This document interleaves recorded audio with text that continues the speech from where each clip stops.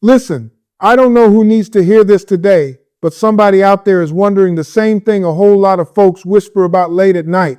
Is the Dajjal already here?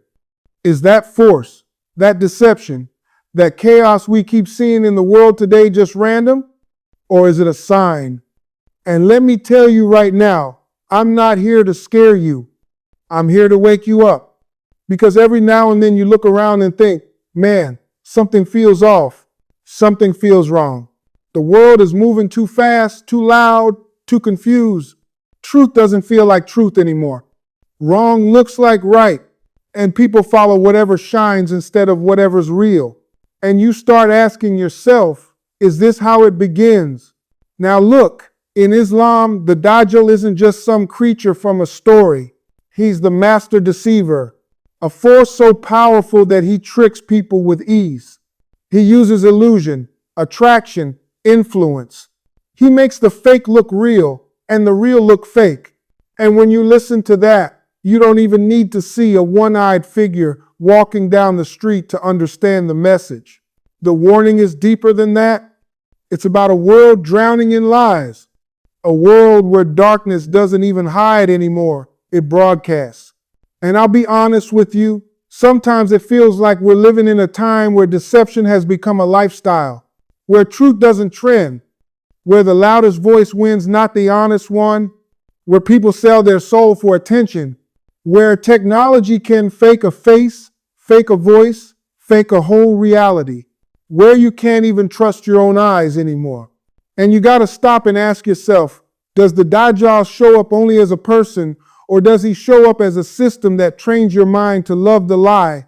Islam teaches that the Dajjal will come when people stop caring about faith, when hearts become empty, when people chase what shines instead of what saves. And man, when you look around, you can feel that. You can feel the world trying to pull you away from what matters, trying to distract you, trying to replace truth with temptation. Every notification, every trend, every lure, pulling you a little further from who you're meant to be.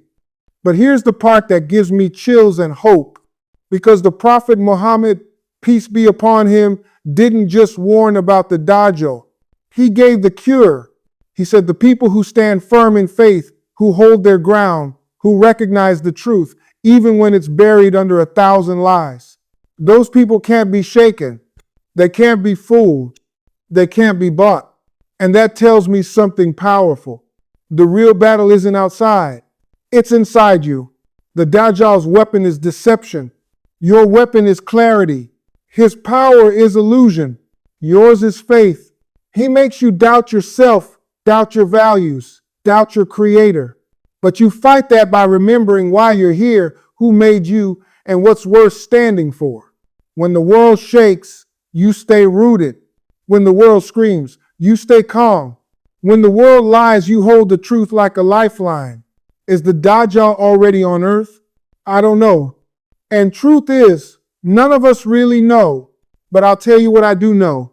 The signs of deception, they're everywhere.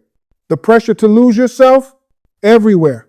The temptation to follow what looks cool instead of what's right, everywhere.